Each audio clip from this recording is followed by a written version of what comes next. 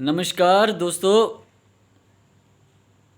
हमारे तहसील के प्रेसिडेंट शादीलाल शर्मा जी आज वो वीडीसी के मसले में कुछ बात करना चाहते हैं। शादीलाल जी, आप बोलिए कि वीडीसी का मसला कहाँ से कहाँ तक पहुँचा है और वीडीसी के बारे में आप हमें डिटेल वाइज कुछ चीज़ें बोलिए। सबसे पहले मेरी तरफ से सभी को दोनों हाथ जोड़कर नमस्कार, आदाब और राम राम। काबिल इज़्ज़त हमारे स्टेट के प्रेसिडेंट श्री रविंद्र रैना जी और हमारे JKUT VDC यूनियन के जनरल प्रेसिडेंट श्री रतन चंद जी और हमारे जनरल सेक्रेटरी श्री सुरेश जी और हमारे डोडे के जनरल प्रेसिडेंट श्री जगदेव जी और हमारे JKUT VDC यूनियन के कन्वीनर बसंत राज जी। मैं ज़्यादा और किसी का नाम ना ले पाऊँगा और मैं इनों से सबों से माफ़ी मांगना चाहता हूँ और माफ़ी मांगना चाहता हूँ। मेरा नाम शादीलाल है। मैं आज VDC के बारे में आपके सामने बात करने जा रहा हूँ। आपका ज़्यादा ना टाइम लेते हुए मैं चंद अल्फाज पेश करूँगा।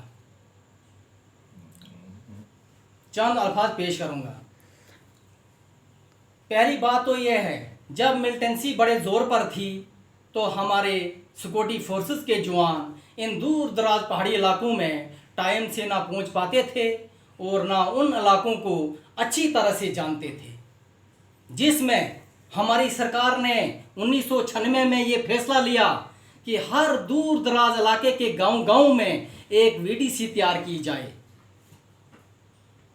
जो मिलिटेंसी के साथ लड़ने में हमारी सिक्योरिटी फोर्सेस के काम आए। वो इसलिए क्योंकि जो मेंबर कमेटी के होंगे, जो कमेटी के मेंबर होंगे, जो गांव के अफराद होंगे, वो उस इलाके को बहुत ही बारीकी से जानते होंगे और अपने इलाके के पहाड़ी इलाके के चप्पे चप्पे को जानते होंगे, जो मिलिटेंसी के साथ लड़ने में मददगार साबित होंगे। मेरे भाइयों, आप जानते हैं, अब आप बखूबी जानते हैं कि जो ये कमेटी बनाई गई थी, ये 7-8 मेंबरों की बनाई गई थी, जिसमें 3 अफराद VDC कमांडर बनाए गए थे। ये जो 3 अफराद VDC कमांडर बनाए गए थे, ये इन 7-8 मेंबरों की मर्जी के मुताबिक बनाए गए थे, ना कि कोई ग्राउंड भर्ती पास होकर आए हुए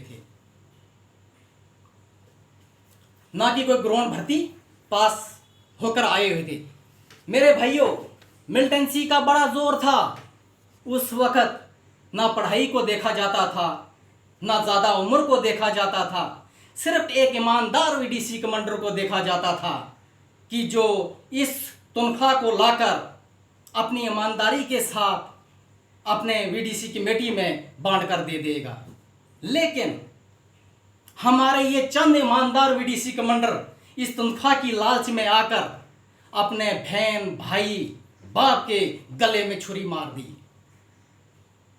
मेरे भाइयों, आप बखूबी जानते हैं, हमारी बहुत सी ऐसी कमेटियां हैं जिसमें लड़का VDC कमांडर है, बाप VDC मेंबर है, चाचा VDC मेंबर है, भाई VDC मेंबर है, जीजा VDC मेंबर है। बड़े अफसोस के साथ कहना पड़ता है, आज वही लड़का अपने बाप को इन अल्फाजों से पेश आ रहा है कि मैंने आपको 20-25 साल अपनी तनख्वाह से एक बच्चे की तरह से पाला है। शर्म है उस लड़के के लिए, जिस माँ ने जन्म दिया, जिस बाप ने पाला पोसा, आज वही लड़का अपने बाप को एक बच्चे की तरह से पुकार रहा है। तो मैं अपने एडमिनिस्ट्रेशन को, मैं अपने मरकजी सरकार को, मैं अपने LG साहब को ये बोलना चाहता हूँ, जो लड़का, जो ईमानदार VDC SPO अपने माँ बाप का ना निकला तो वो आपका कहाँ निकलेगा, वो सरकार का ना कहाँ निकलेगा। तो मैं अपने एडमिनिस्ट्रेशन साहब को, अपने LG साहब को ये कहना चाहता हूँ कि इन VDC SPOs के खिलाफ सख्त से सख्त कार्रवाई की जाए और हमारे जो ये गरीब VDC मेंबर हैं, इनके खाते में अलग से तनख्वाह डाली जाए। हमको विश्वास है, हमको भरोसा है, जिसमें कि हमारे रैना साहब ने पिछले महीने में हमको ये विश्वास दिलवाया था कि अगले महीने के आखिर में हम तमाम वीडीसी भाइयों के खाते में अलग से तनख्वाह डाल देंगे। हमको विश्वास है, हमको भरोसा है। हम सरकार से बोलना चाहते हैं कि हमारी वीडीसी सरकार से ज़्यादा कुछ नहीं मांग रही है, सिर्फ यही 3 एसयू की जो तनख्वाह आती है वो बांट कर मांगती है। ये हमारे जो गरीब एसयू है ये सिर्फ यही चाहते हैं, बाकी सरकार से ज़्यादा कुछ नहीं मांगते हैं कि हमको इतना होना चाहिए, हमको ये होना चाहिए।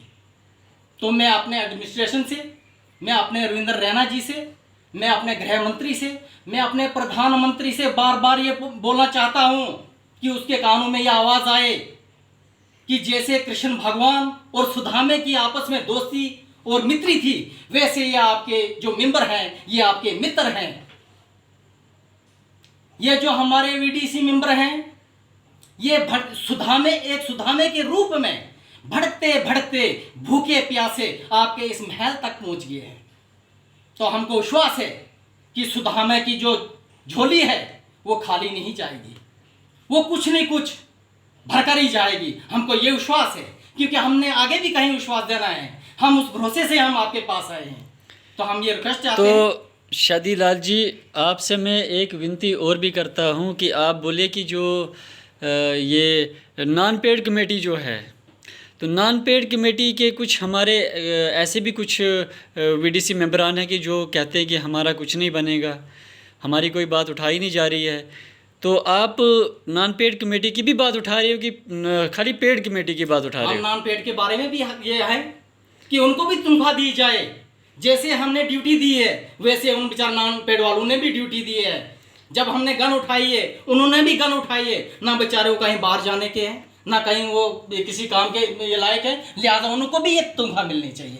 हमारी ये रिक्वेस्ट है। मैं अपने प्रधानमंत्री को ये बोलना चाहता हूँ कि उनको भी तनख्वाह दी जाए, कि जो हमारे नॉन पेड आदमी हैं बेचारे वो भी हमारे जैसे भूखे प्यासे जगह जगह पे बैठे हुए हैं।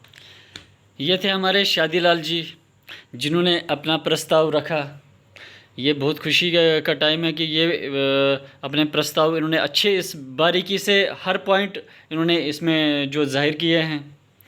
तो हमारे मनोज सिन्हा जी जो हमारे एलजी साहब हैं यहाँ के, उनको भी इस चीज़ के बारे में बारीकी से सोचना चाहिए कि वीडीसी मेंबर कहाँ कहाँ भटकेंगे, क्योंकि इन्होंने सही बोला कि ये सुदामे की तरह भटक के ये चल रहे हैं। तो चलो, इसके साथ हम आपका भी धन्यवाद करते हैं शादीलाल जी। धन्यवाद।